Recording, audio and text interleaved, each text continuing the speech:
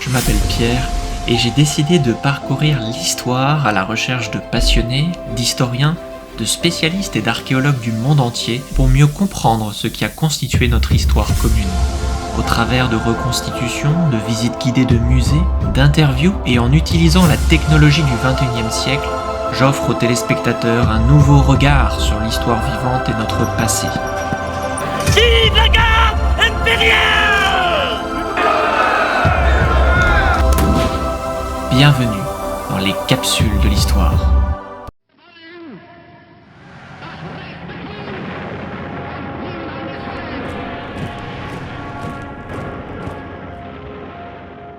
The Battle of France is over. The Battle of Britain is about to begin.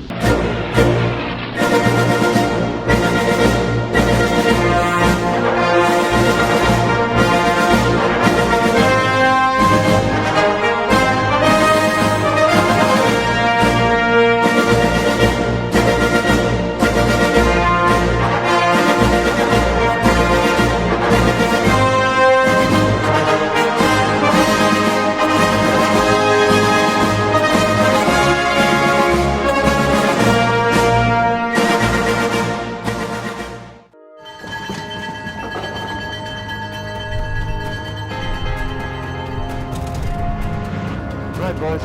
Nothing forward but to get stuck in.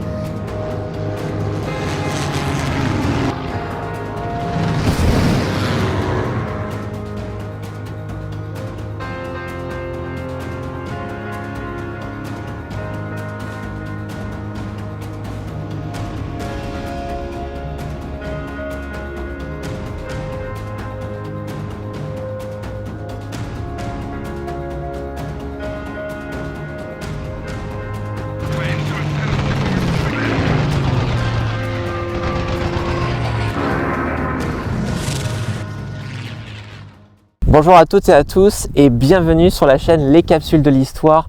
Aujourd'hui nous nous trouvons au sud-est de l'Angleterre, au Battle of Britain Memorial qui se situe juste derrière moi.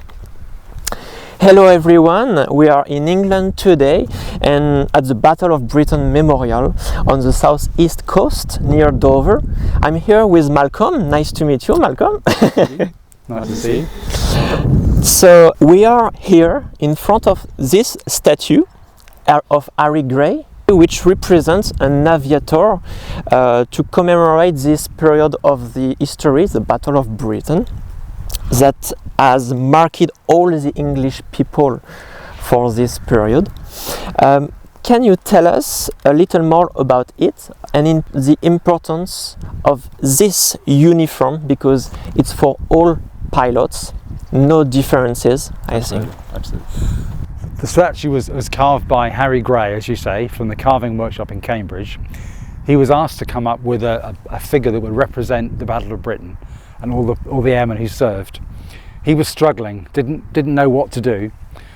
One lunchtime, his apprentice, his worker, sat in the corner of the workshop to open his sandwiches and just sat and gazed into the distance in that pose, and he realised that was what he wanted. Very contemplative, looking over France, over there, looking towards France, where the bombers would be coming day after day, thinking to himself, are my mates coming back? What will happen tomorrow? Am I next? This kind of sums up, that expression sums up the feeling of the time. As you say, he's wearing a uniform jacket, an Irving jacket. It covers up his rank, his trade, his nationality. There were, as you know, many nationalities fought in the Battle of Britain. We can't tell who that is. He could be an NCO from Poland. He could be an officer from Britain. No one knows. And it represents everybody in the Battle of Britain. Can you talk me about the event of the Queen Elizabeth II who visit this site to inaugurate, I think, this place? It was unveiled in 1993 by Queen Elizabeth, the Queen Mother, not Queen Elizabeth II, her mother, Queen Mother. She flew in on a helicopter in atrocious weather, really bad weather. Weather here is either lovely or it's horrible. Today it's somewhere in the middle, which is rare. The day she flew in was blowing a gale and raining really hard. The story goes that the pilot of the helicopter turned to the Queen Mother and said, "The weather's getting worse, Your Majesty, shall we turn back?" The Queen Mother looked at the pilot and said, "My boys never turned back, we press on." Carried on, landed, unveiled the memorial. Of course, in '93 there was nothing else here.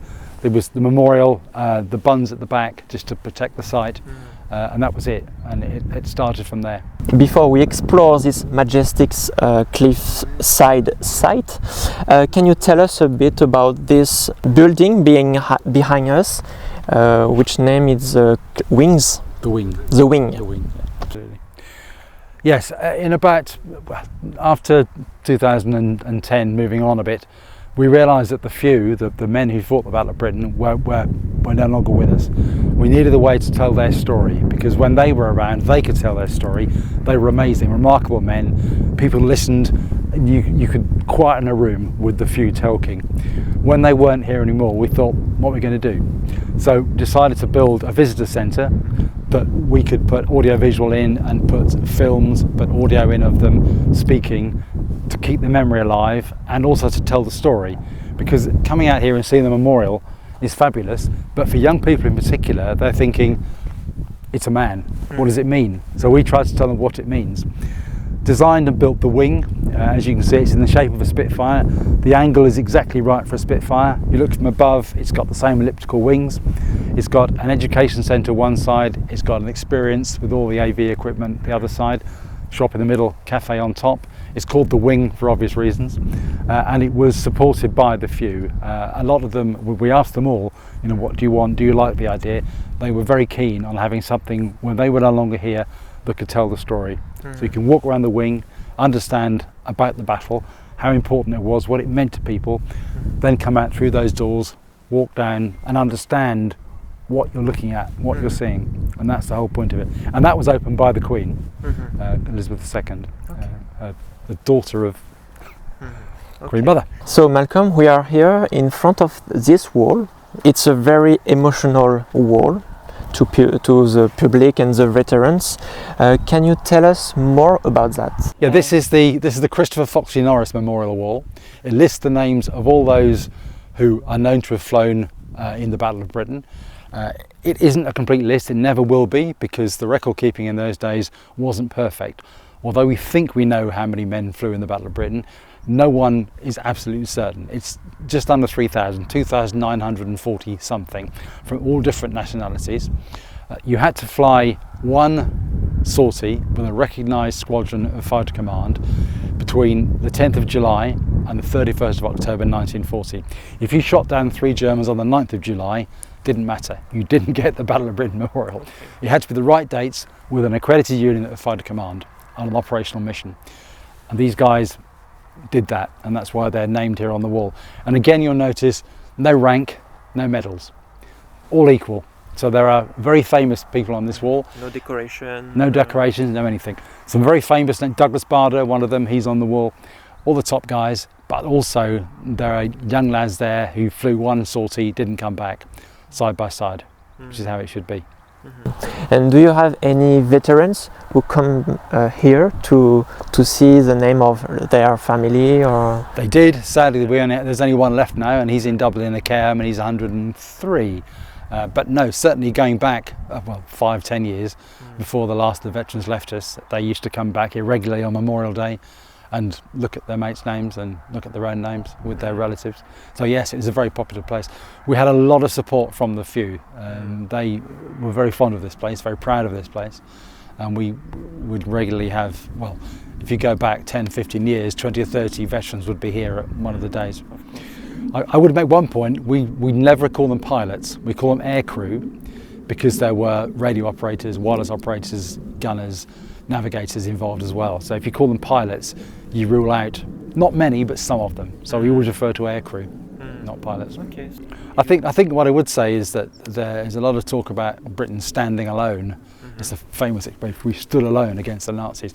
Not true at all. There were airmen from lots of different countries, including French, Poles, Czechoslovakians, Newfoundland, all over the place, Irish, Americans, lots of different countries represented, who all did their part. So Britain didn't stand alone. It had Commonwealth help, it had help from the free Poles, or the Poles that escaped, Czechoslovakians, and all of whom played their part in keeping the country free. An incredibly important battle. Without the Battle of Britain, we wouldn't have had D-Day when we had D-Day. It wouldn't have been 1944 because this country would have been overrun.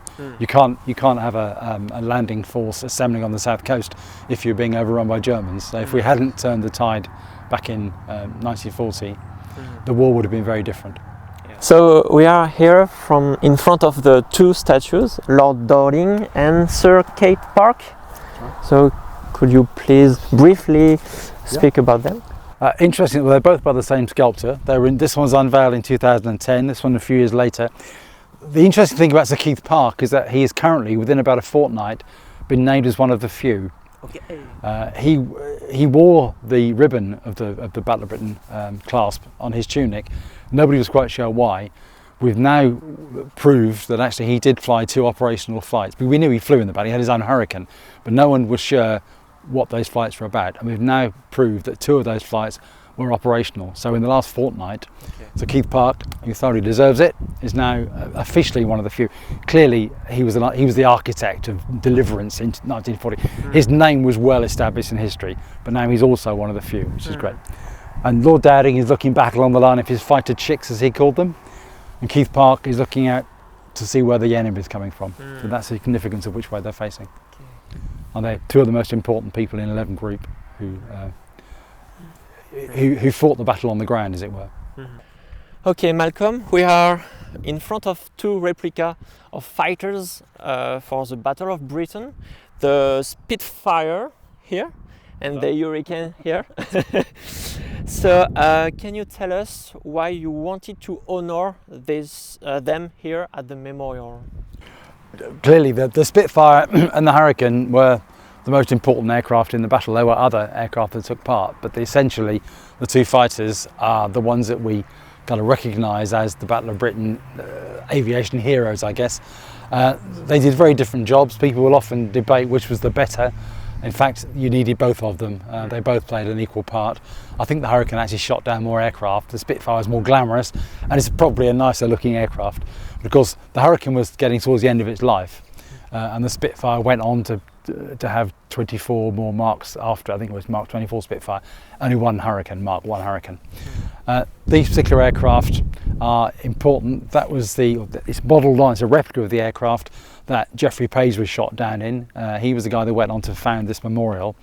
He was shot down in that aircraft, spent a long time in hospital with severe burns, came back, flew again, was injured again, and came back yet again. So a phenomenally brave guy.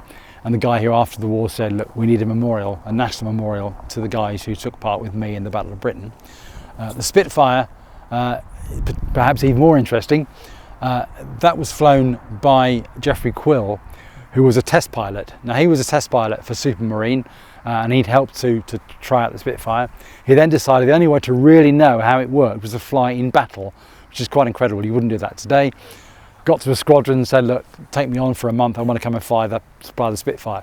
Flew that aircraft, shot down, at least damaged a 109 at one point. Came back and said, right, it needs to be faster, it needs to have more guns. Because he'd flown it, he knew. And it's quite remarkable that the guy could just go and get himself on a squadron. The Spitfires took out the enemy fighters. The Hurricanes were a much more stable gun platform for the bombers, which is why you needed both. Hurricane was very solid, we just sit there and take out the bombers. But of course, when the 109s came in, the Spitfires were much faster and would see them off. Is it correct to find more Hurricane at the beginning of the Battle of Britain, and at the end we have the technology of the Spitfires? The Spitfire was the newer aircraft, so I suspect that they were bringing in more Spitfires as they were kind of changing production. But again, you needed both aircraft. The other benefit of the Hurricane is that it's made out of balsa and string, essentially. So if you shot the wing of a Hurricane, you'd land it, patch it up with a bit of dope, and off it would go again. If you took the wing of a Spitfire, you went through the aluminium skin and you'd have to take it back to the factory and rebuild it. So they were equally valid aircraft. So we have behind the Spitfire and the Hurricane a replica of Stuka. Do you want to show the symbolic of the victory against the German Luftwaffe, or just to say that the Stuka were very important for the German to attack, for example, the Dover antennas? It's an interesting story. The The Stuka was offered to us by an artist, German artist called Hex. His father actually flew in the back of Stukas. He had built the aircraft. It's not so much a replica as a sculpture. It's life size, but it's a sculpture rather than a replica. It's designed in that position, crashed. When it was first put on display in another garden somewhere else, they were a bit precious about their ground and made it sit on its wheels. So it wasn't as he wanted it. It was just designed, if you look at it, with a bent propeller and it's in the ground. He offered it to us. We said, that'd be great, thank you. We put it behind there. We put it in nose down as it was supposed to be. And I think he was in tears because it was his vision and he'd actually saw his artwork as he'd envisaged it. So it was quite an emotional moment for him. And we've had it ever since. It's up for sale if anybody wants to buy it out there, but seems unlikely. But it's not so much showing the victory, it's showing reconciliation in a way, because we see ourselves as kind of the guardian of the facts about the Battle of Britain, and we are trying to move on to encompass the other side as well. They were brave guys, they were brave Luftwaffe air crews as well. I mean, they were. So Malcolm, could you remember us when did the Battle of Britain begin and when did the battle end? The Battle of Britain began on the 10th of July 1940 and it ended on October the 31st, 1940. The dates were fairly arbitrary, they were fixed by Lord Dowding. There's no real justification for them, but once the dates of a battle are fixed, then any medals, any awards relating to that battle are within those dates. So it didn't matter what you did on the 9th of October or the 1st of November, it was irrelevant. It was considered to be the 10th of July to the 31st of October. Okay. We're about to come up to what is called the Battle of Britain Day, which is the 15th of September, which is this coming Friday, which is considered now, with hindsight obviously, to have been one of the turning points. The Germans came over determined to finally destroy this country or achieve aerial superiority, which they needed. They were turned back by the RAF and sent home with their tail between their legs, as they say. And after that, it eased back. And I think the battle was lost at that point, and Hitler then shortly after called off the invasion. And that of course left this country free as a landing stage for D-Day in 1944. Could you remember the youngest age of the British pilot? Is it British or? Yes, it is indeed. Yeah, for a long while people considered Jeff Wellham to be the youngest pilot or youngest airman. He wrote a very famous book called First Light, and it was a bit of a media star. And he was very young, and he was known as Boy Wellham, so everyone thought he was the youngest. It's now been shown he wasn't the youngest by a few days. The youngest airman in the battle was a guy called Martin Orrell King. He was born on the 15th of October 1921, so he would have been 18 after the battle started. Sorry, he was 18, would have been 19 halfway through the battle. So Malcolm, can you talk about the change in tactics by the Germans, who stopped bombing aircraft and instead bombed cities like London, for example? What were the consequences about that, or about the reconstruction of airfield? Very important. Well, I'm not a historian, but it's said that had the Germans continued to bomb our airfields for a few more days, the battle may have taken a very different direction, because we were running out of aircraft rapidly. The airfields were being bombed. We were struggling to get squadrons off the ground. For some reason, Hitler decided to attack London instead, and it gave us a bit of a breathing space to get in, rebuild the runways, get more aircraft into production, and then take the fight back to the Germans. So, although I'm stressed I'm not a historian, many people may disagree with me, the popular view is that by changing tactics, you probably lost the battle.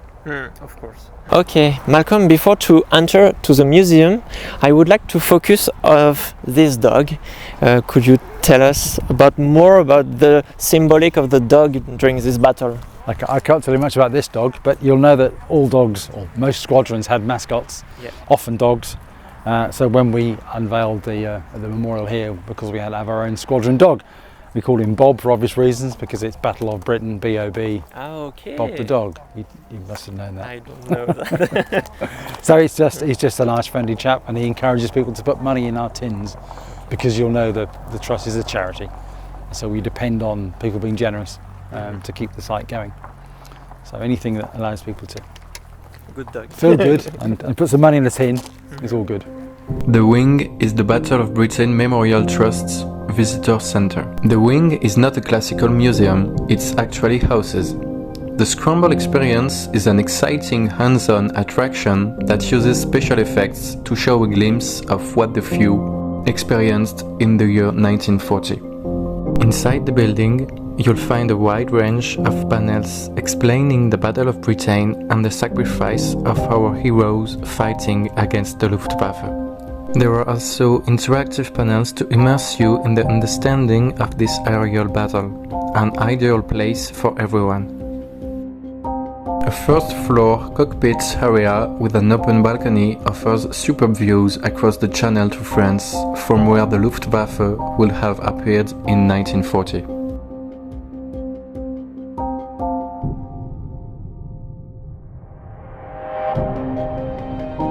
The memorial team awaits you here in Kent to visit this magnificent Battle of Britain memorial site. Never in the field of human conflict was so much owed by so many to so few. Words.